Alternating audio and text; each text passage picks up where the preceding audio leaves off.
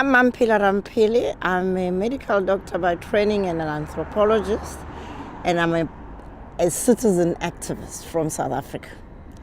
I'm here because I see the Club of Rome as a really important node of knowledge, experience, and diverse views on matters that are critically important for the survival of humanity on this limited planet. I got introduced to it because I was searching for how do I understand human beings' propensity to refuse to do the right thing for the right reasons, even though that puts their whole life and their whole future at risk. I come from a continent which has, with very notable exceptions, failed to make the transition from the colonial heritage of authoritarian state capture type of unaccountable governments.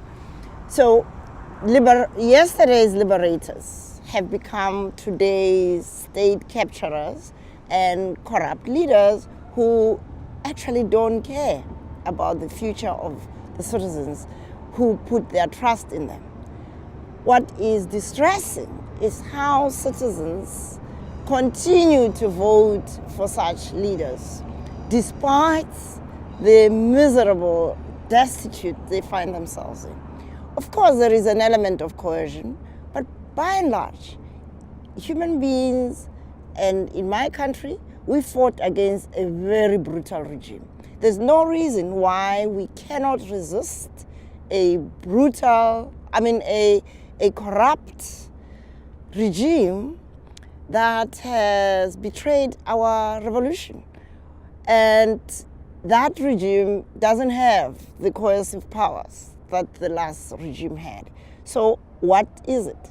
It is about this difficulty human beings have to rouse themselves from a complacency mindset to a mindset that says it is more risky not to change than to change. I think the world should have a vote in every American election because what comes out affects us all.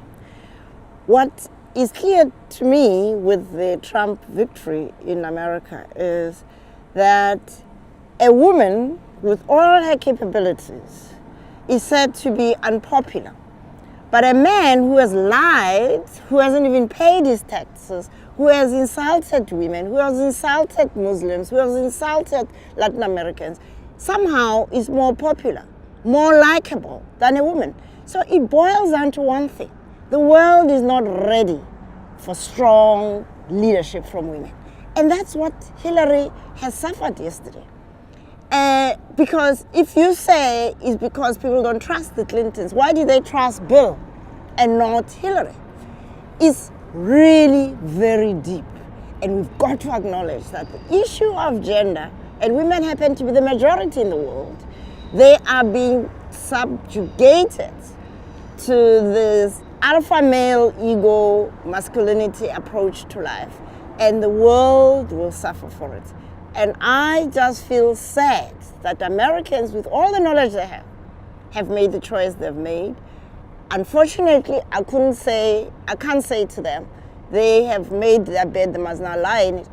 All of us are going to have to lie in that bed, and that's the problem.